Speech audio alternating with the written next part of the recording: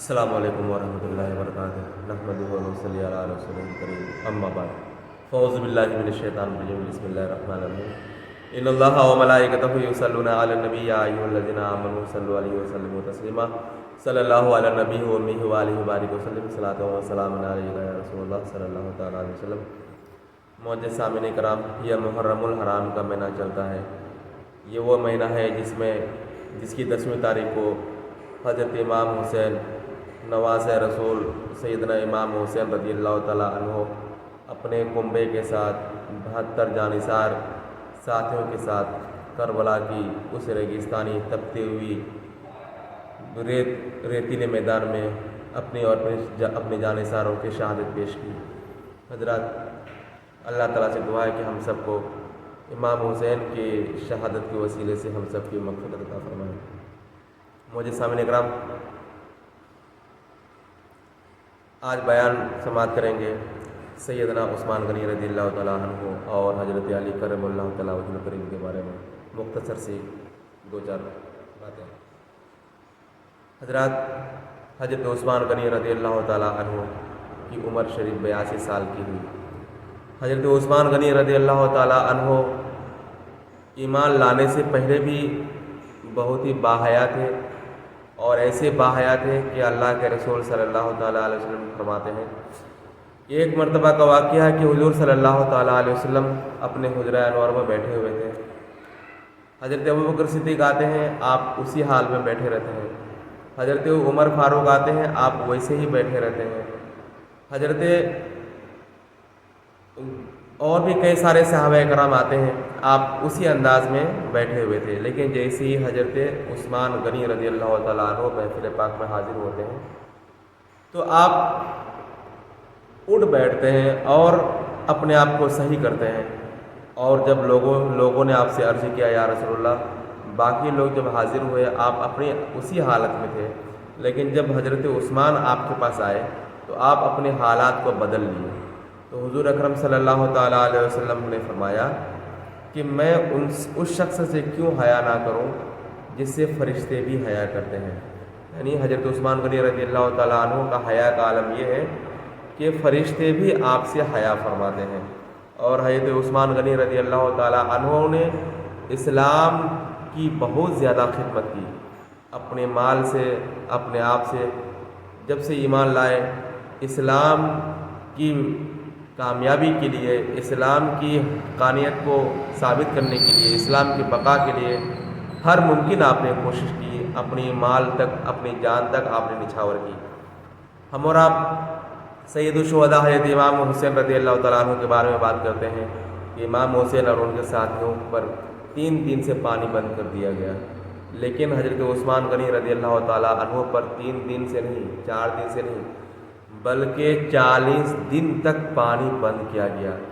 سوچئے، اس شخص پر پانی بند کیا گیا تھا جنہوں نے جب مدینہ شریف ہجرت کی تو وہاں ایک کنواں تھا جو یہودی کے قبضے میں تھا، اس کنویں کو خرید کر حضرت عثمان غنی رضی اللہ تعالیٰ عنہ نے مسلمانوں پر وقف کر دیا تھا۔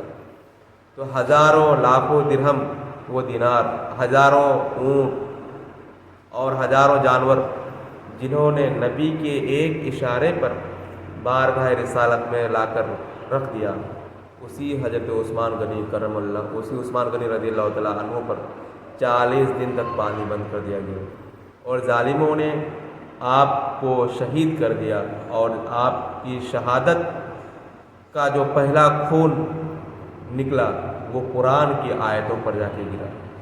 حضرت عثمان غنی رضی اللہ تعالیٰ عنہ کی تعریف و توصیف جتنا بیان کی جائے اتنا کم ہے۔ ہماری یہ اوقات نہیں کہ ان معجز حضرات کی ہم تعریف بیان کریں، کیونکہ اس کی تعریف ہم بیان ہی نہیں کر سکتے، کیونکہ ان کی تعریف خود اللہ تبارک و تعالیٰ نے اس آیت میں بیان فرما دیا، رضی اللہ عنہ و رضی عنہ، کہ اللہ ان سے راضی ہے اور وہ اللہ سے راضی ہے۔ تو یہ اتنی بڑی سند جس کی رضا پر کہ اللہ تبارک و تعالیٰ ان سے راضی ہیں اور وہ اللہ سے راضی ہیں، تو جس سے اللہ راضی ہو جائے اس کے بارے میں اگر ہم کچھ باتیں بیان کریں تو یہ ہم اپنی قسمت پر ناز کریں کہ اللہ تبارک و تعالیٰ نے توفیق دیا کہ حضرت عثمان غنی رضی اللہ تعالیٰ عنہ کا ہم ذکر کر پائیں۔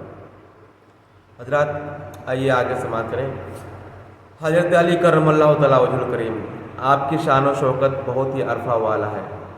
سب سے پہلے یہ کہ آپ حضرت فاطمہ الزہرا رضی اللہ تعالیٰ عنہا کے شوہر نامدار ہیں، حضرت حسن و حسین کے والد محترم ہیں، اور سب سے بڑی بات آپ کی فضیلت میں یہ کہ آپ کی پیدائش کعبہ مکرم میں ہوئی، بیت اللہ کے اندر ہوئی۔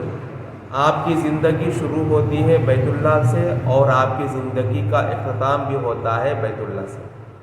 کعبہ شریف میں آپ کی زندگی کی ابتدا ہوئی اور مسجد میں نماز کی حالت میں آپ کی زندگی کی انتہا ہوئی۔ حضرت علی کرم اللہ تعالیٰ وجہ الکریم کی مناقب اور تعریف بہت زیادہ ہیں۔ صرف ایک واقعہ سماعت کریں کہ آپ کا مرتبہ اللہ اور اللہ کے رسول کے بارگاہ میں کیا تھا۔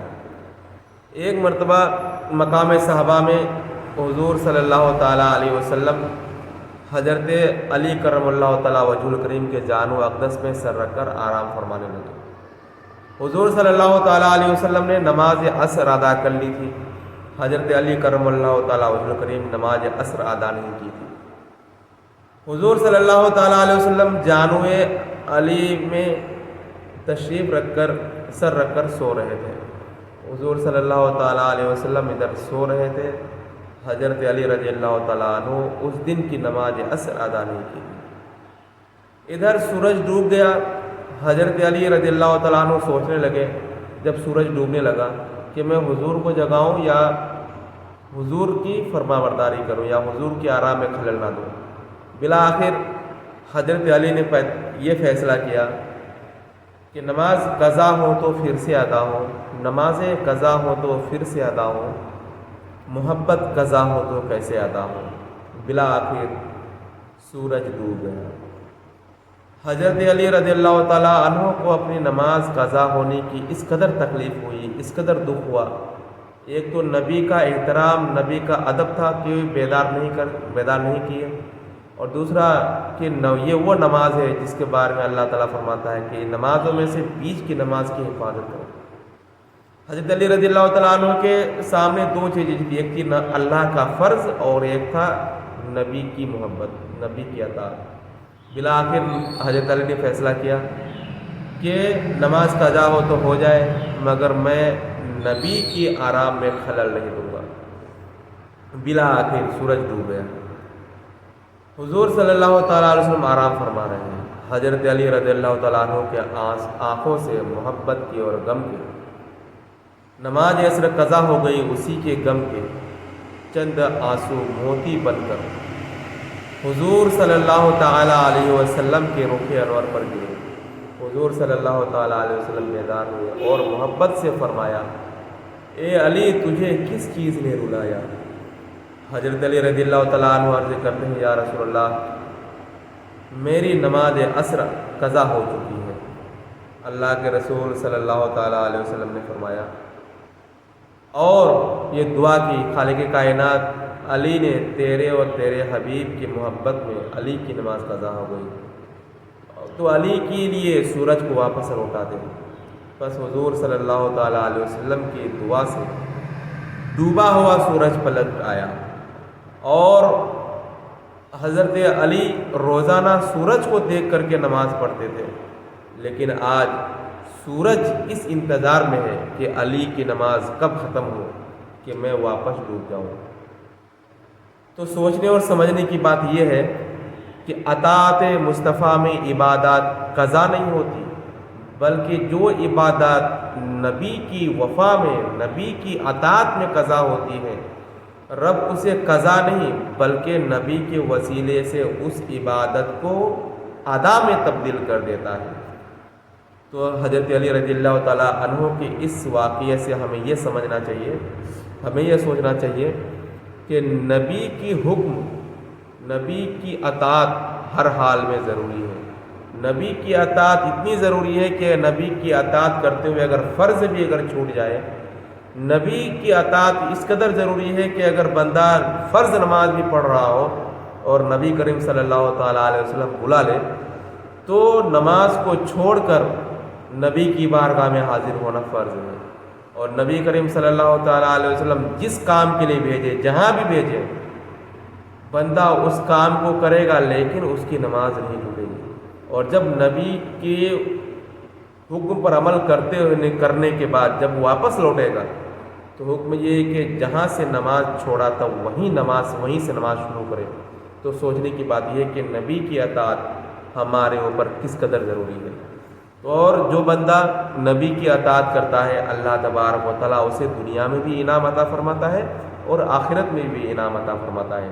اس لیے ہم اور آپ دیکھتے ہیں کہ ابو جہل، عتبہ، شیبہ، ان لوگوں کا نام لوگ برائی سے لیتے ہیں، لیکن صحابہ کرام کا نام، جنہوں نے نبی پر اپنی جان و مال نچھاور کی، نبی پر اپنی جان کو قربان کیا، اللہ تبارک و تعالیٰ نے ان کے ناموں کو زندہ رکھا اور قیامت تک ان کا ذکر اور ان کا فکر اور ان کی تعلیمات ہم مسلمانوں کے دلوں میں بسی رہے گی اور ان کی محبت ہم تمام مسلمانوں کے دلوں میں بسی رہے گی۔